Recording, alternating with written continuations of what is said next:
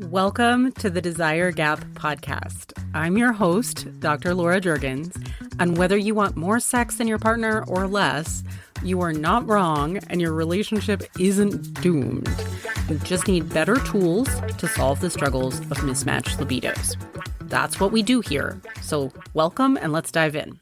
Hey everyone, welcome to today's episode.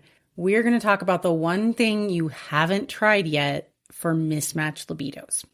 So if your kitchen layout was all wrong, if you couldn't open the fridge without doing, ninja moves to get to the oven, if the sink was on the opposite wall of the dishwasher, if absolutely nothing was where it was supposed to be, would the most beautiful countertops in the world be the best choice to fix it? Of course not, right? But that's essentially what's happening when you try to solve a desire discrepancy or libido mismatch with the tools that most people know about to try. And what actually we need here is we need a comprehensive remodel of this kitchen, right? Not a Band-Aid superficial solution, which is all most people find on the internet. So today we're going to look at the things many of you have tried from this lens of the remodel analogy. And I think that will help the solution become a little bit more clear for you and a lot more feasible. So some of the things a lot of my listeners have tried with great intentions. Books, you maybe read Esther Perel or Emily Nagoski books. Lovely. Scheduled sex can be problematic depending on how you do it. Date nights. All this stuff has made sense and none of it's bad. It's not a bad tactic.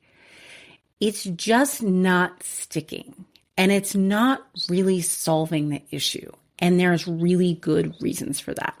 But the problem is everybody's getting, trying all these things and then getting exhausted and feeling like nothing's working. Therefore, nothing can work. And that's not true. That's just like this kitchen remodel situation, right? You start to wonder if it's fixable at all when you're, decorating the backsplash, but you have this functional issue going on. Why is my kitchen still not working for me?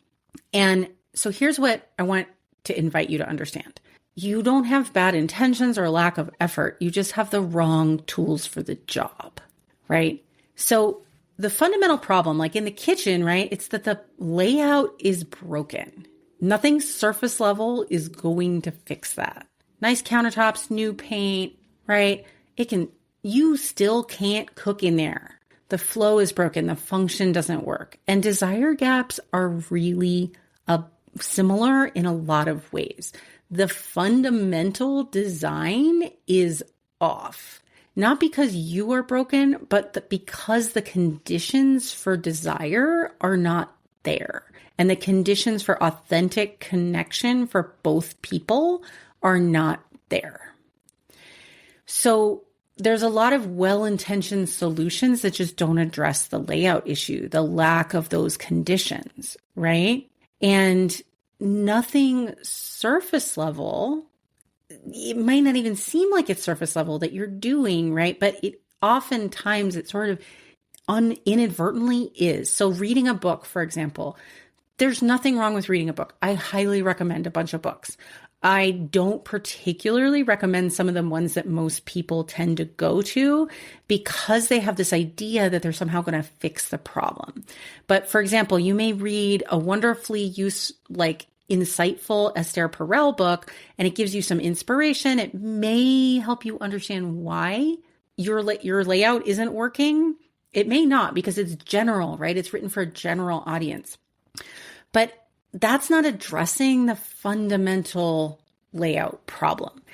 More date nights. It's like setting the table nicely when you can't use the stove, right? Buying toys and accessories. It's kind of like buying new kitchen gadgets when your major appliances are broken. And a lot of solutions, quote unquote solutions you'll see on the internet actually make it worse. So any sort of just do it advice, oh my God, that's like using a toaster that actually lit the ceiling on fire. It is going to make everything worse.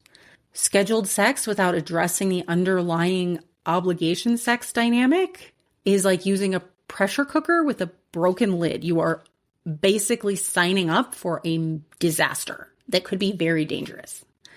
And blaming anybody for any of these things, right, is about as effective as blaming someone for the kitchen layout. It's not going to solve that either.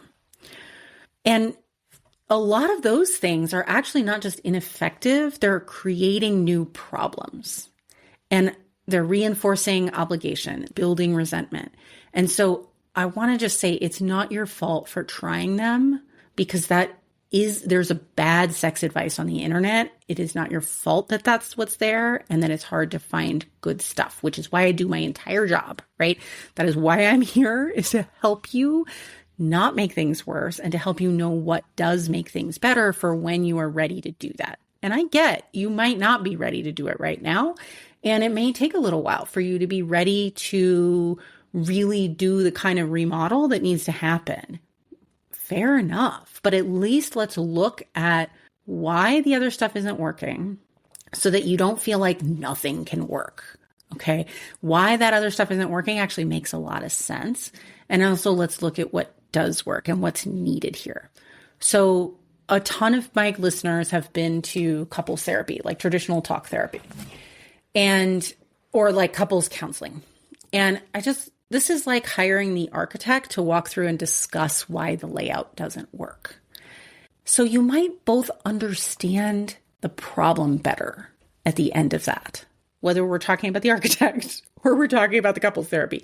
You might both understand the problem better at the end of that if you've had a good couples therapist. And, they vary just like any profession, just like coaches, just like lawyers, just like surgeons, right? Just like mechanics.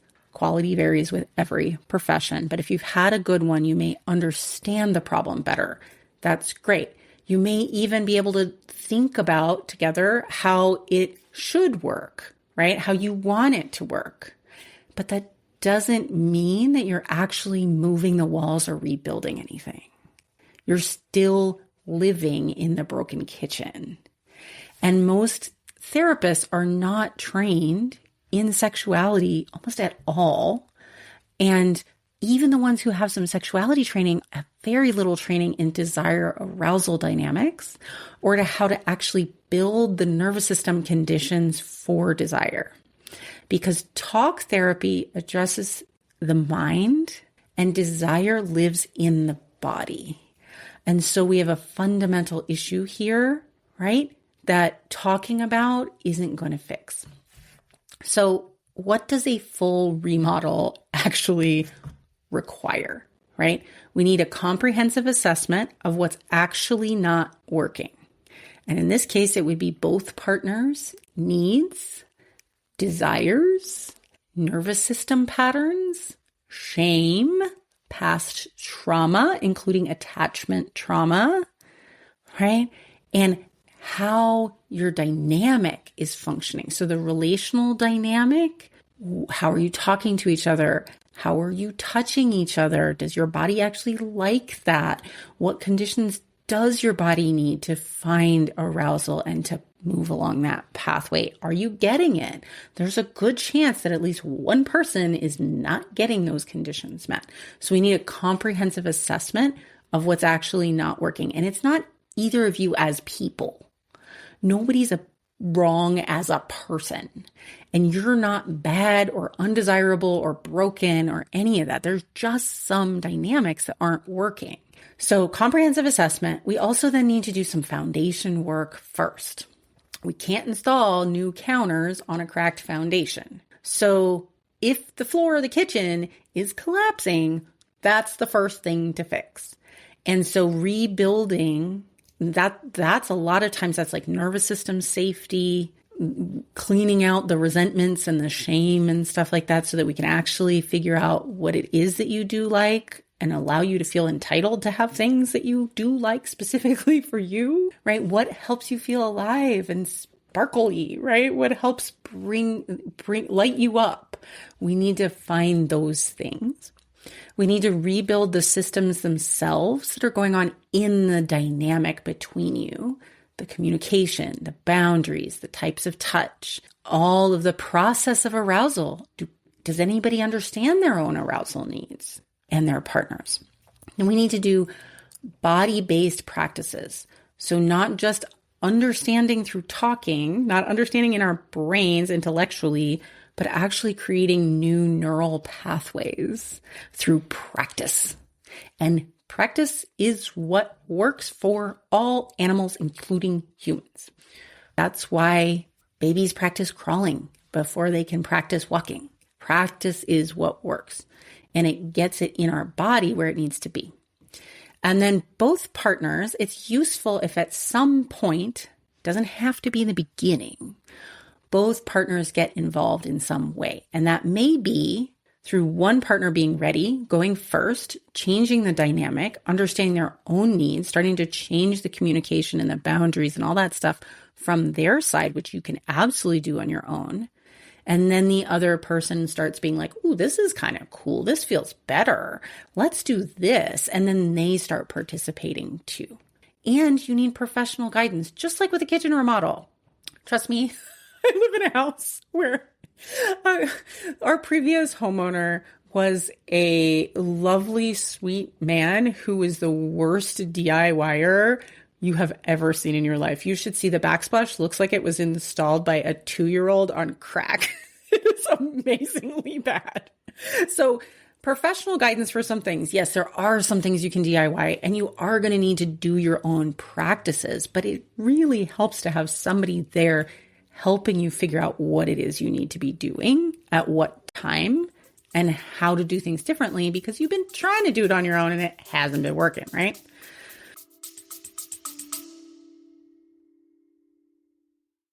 Okay, quick note before we continue. If you have been listening to this podcast for a while, you know that desire gaps are my thing. This is my specialty. The mismatch in sexual desire that leaves one partner feeling rejected and the other feeling pressured, and how that incredibly erodes even the strongest relationships and really impacts your quality of life. So this week, I am opening 10 spots in the Desire Gap Bridge program.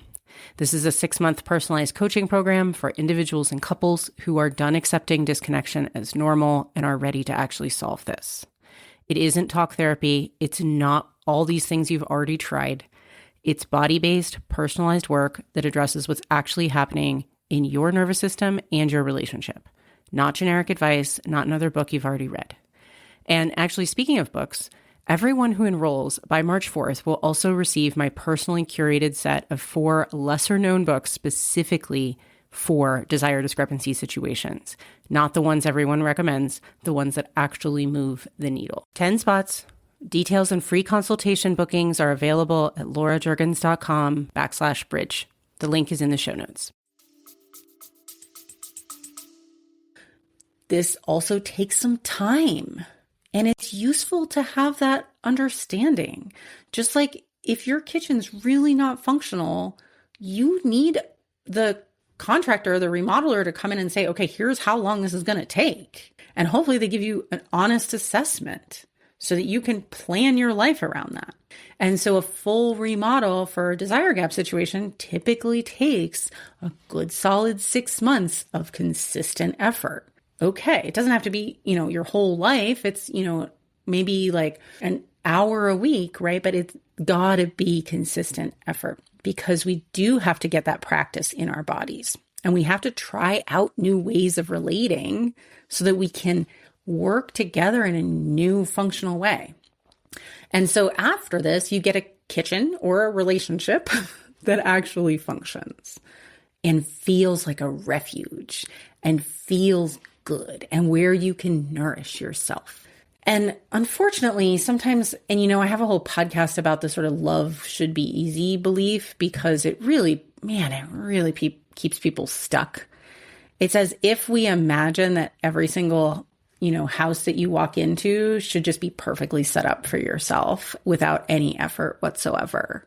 And it's not realistic. And why should it be easy? This is the most important relationship in your life for most of you. And I don't understand why that should be easy, but there is this cultural myth that, if it's meant to be, It will magically be easy and they will be happily ever after. And you notice that in all the rom-coms, it stops after they really finally get together, right? We don't see the long-term relationship progression in most of those types of films, but it goes into our subconscious mind and we subconsciously, through nobody's fault, believe this myth that is absolutely false, that love should be easy if it's quote unquote meant to be. And if it's hard, that means we must be wrong for each other, which is not true. Now, look, some people are wrong for each other and they have fundamental incompatibilities, and it is very useful to figure that out. But you can't decide whether you have a fundamental incompatibility unless you've tried the right things first to figure out whether your partner is on board and wants to meet you, and whether you changing changes the dynamic enough that they show up differently. If you don't even try to renovate the house, then just saying like, well, there's nothing, I can't live here, is not practical. And you're just going to have the same problem with the next house because it's not going to be exactly you. Nobody is ever going to be exactly you. They're not going to be just like you. They're going to be a little different. And that could actually be wonderful when you learn to navigate those differences in a way that's functional for both of you. And getting help is not evidence of failure, just like it's not evidence of failure to need your kitchen to be remodeled. It's evidence that you care enough to fix it, that you care enough to put the effort and the investment in to do the work that needs to be done. So what does that look like, right? I want everybody to have all the information. This is what it takes. You need to do the nervous system work, the safety work, the desire work, right? Understanding arousal, communication, all that stuff. You do have to do that. Just like in a kitchen remodel, you got to do all the parts. You got to do the appliances. You got to do the cabinets, right? You got to do the flooring. We got to do all those pieces to make it all feel whole and good and wonderful and work. So a good focused coaching program in any field typically runs about $5,000 to $15,000 and up, because people are charging all kinds of things. Whether it's business coaching, relationship coaching, health coaching, financial coaching, it depends on what you're working on, and how big the shift is going to be determines how long it takes. And of course, it depends who you're working with and what their general approach is to pricing. That's not unique to relationship work. It's just what comprehensive transformation costs. Just like having a kitchen or a bathroom remodel, having, a landscaper come in and redo your whole landscape. It depends on what professionals you work with. And there's a general sort of ballpark. And transformation does require investment. You are not paying for someone. So this is very different from a therapy model. You're not paying for someone just to listen to you spout off for an hour a week and maybe hope that someday that's going to be transformative. You are paying for the expertise, accountability, personalized guidance, and measurable results that you actually want.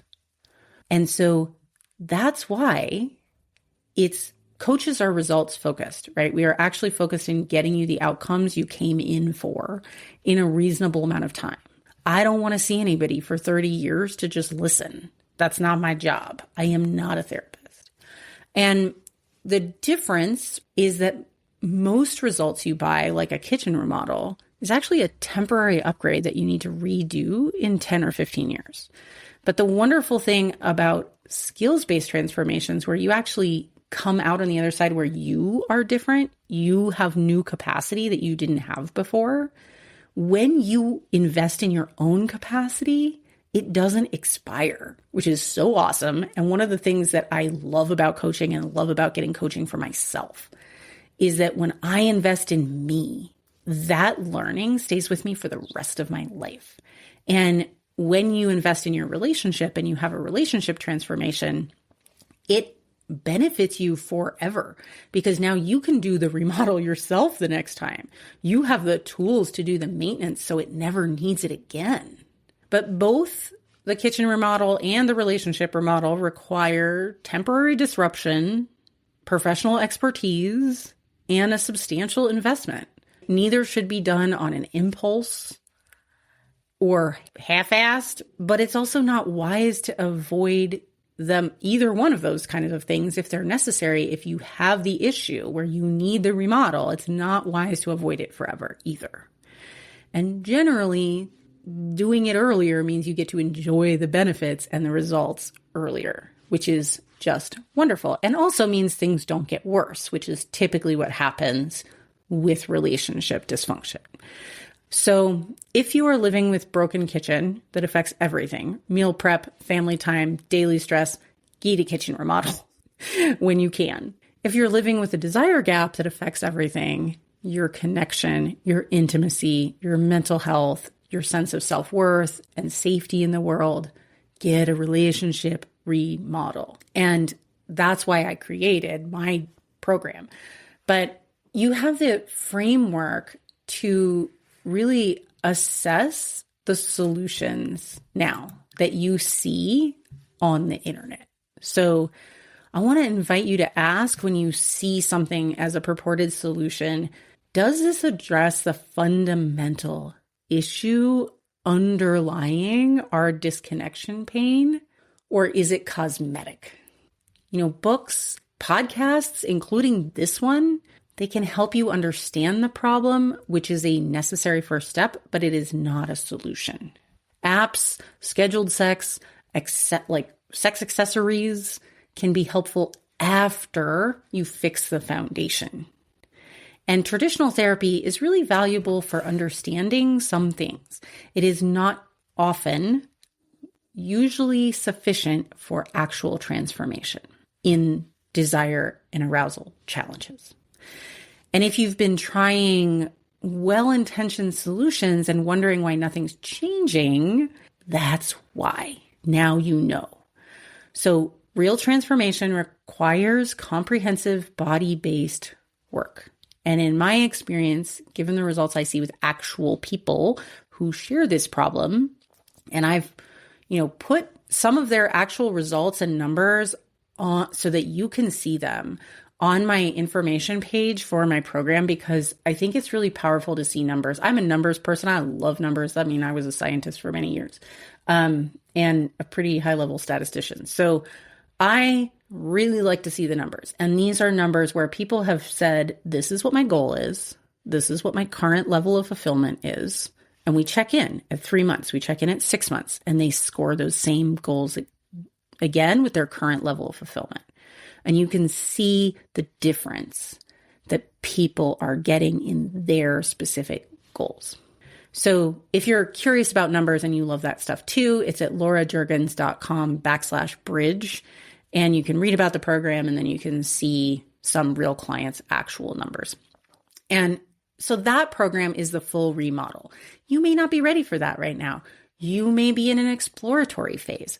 Totally legitimate. I am not here to push anybody who's not ready into it, because to be honest, I have a guarantee, and I really need people who are ready to do the work and not people who aren't, because otherwise I will be giving you your money back.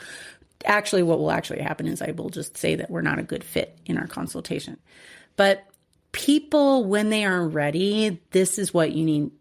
I think, based on my expertise and my work with many, many, many people, this is what works. And we don't cut corners. We actually need to get in there and work with what's going on in your body, in your nervous system, and in your dynamic between you, and really actually build a whole new kitchen there, right? A whole new way of being, so that you get to feel that wonderful sense of, this feels great. This feels absolutely wonderful. So my message here today is, really just, you're not doing anything wrong in most cases. Well, sometimes people are doing things wrong. I don't want to lie to you. There's a lot of things you could be doing that actually are not helping. And if it hasn't gotten solved, then chances are what you've been doing is not helping. But that doesn't mean you are wrong. You're not a wrong person. You're not a bad person. But you've been doing well-intentioned, quote unquote, solutions that aren't actually solutions. You've been doing things that you've been told might work, but it's like throwing darts at the wall, right? Like you have no idea if it's actually going to really change the situation. And most of the time when you've done that and it hasn't helped, we start feeling like nothing can help. And that's where I really want to challenge you on that part, because evidence that other things haven't worked in the past is not a prediction that nothing can work in the future. But brains do tend to look at it that way. If you have never gotten into college before, and then you do, all of those previous rejections don't actually predict the fact that you'll never get into college. They just mean you haven't gotten into college yet. And then when you do get into college, you conveniently forget that you were totally worried that all of those other colleges not taking you meant that you would never get into college. It doesn't mean that. Just because a baby has never walked before doesn't mean that they never will walk, right? Thank God none of us had that mindset when we were babies, or we'd still be crawling around. So there are good solutions. It is possible, but it does require something different than most of what you're going to see on the internet. And when you're actually ready to dive in and do the remodel, then I'm happy to talk with you and see if we're a good fit. And you can always reach out to me. And right now, at least you have the information you need to start critically assessing some of these quick fixy kind of stuff that's out there in the world. All right, my friends, I'll see you here next week. Hey, so before you go, I have some more free help for you. If you are okay with sharing your email, I will send you my free guide, 5 steps to start solving desire differences without blame or shame. This is a practical starting point for individuals and couples. You can opt out of my emails at any time, but I think you'll want to stick around. I am not a spammer. Go get it at laurajurgens.com/libido. Make sure to spell my last name right, and the link is in the show notes.